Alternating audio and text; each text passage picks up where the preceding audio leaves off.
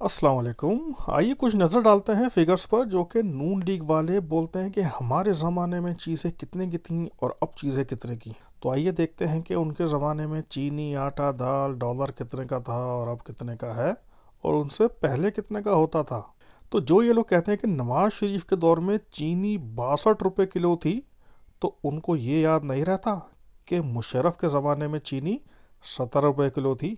इनको ये तो याद है कि डॉलर 130 रुपये था जब नवाज शरीफ की हुकूमत थी, लेकिन ये याद नहीं है कि मुशर्रफ के ज़माने में जब मुशर्रफ छोड़ के गया था और हुकूमत नवाज शरीफ के हिस्से में आई थी तो तब डॉलर था 60 रुपये का। इनको ये तो याद है कि मुल्क पर कर्जा 95 अरब डॉलर था जब नवाज शरीफ छोड़ कर गए थे, लेकिन ये याद नहीं कि मुशर्रफ जब हुकूमत छोड़ के गए थे तो कर्जा सिर्फ 33 अरब डॉलर था। अगर मुल्क तरक्की कर रहा था तो चीनी 17 रुपये से कम करके जाते ना। अगर मुल्क वाकई तरक्की कर रहा था तो डॉलर 60 से कम का करके जाते। भाई अगर मुल्क तरक्की कर रहा था तो कर्जा 33 अरब डॉलर से कम करके जाते ना।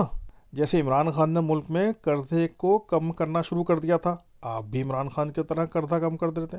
आप इमरान खान से लाख इख्तलाफ रखें, लेकिन आप उससे अच्छा ऑप्शन तलाश करें, और अगर आपकी चॉइस वही लोग हैं जिनकी कारकर्दगी सामने है तो फिर यकीन करें आपसे बड़ा कौम और मुल्क का गद्दार और मुनाफिक कोई नहीं, और आप वरासती माहौल के जहनी गुलाम बन चुके हैं। बिल्कुल ठीक कहा। तो खुदारा इन ख़ानदानों से निजात हासिल करें, क्योंकि इनका अब टाइम पूरा हो गया है, मगर उन्होंने अपनी नस्लें अब मुसल्लत करनी है हम पर। तो हमारे पास एक सुनहरी मौका है कि खान को सपोर्ट करें, क्योंकि उसका कोई स्टेक नहीं है, वो आपके और हमारे लिए, हमारे मुस्तकबिल के लिए खड़ा है। उसको अल्लाह ताला ने वाकई सब कुछ दे दिया है, उसके लिए ही is got nothing to lose and is got nothing to gain. जो भी कुछ कर रहा है वो हमारे लिए ही कर रहा है, उसको कोई ज़रूरत नहीं है कुछ करने की। तो खुदारा इमरान खान का साथ दें और अपना और अपनी आने वाली नस्लों का मुस्तकबिल संवारें।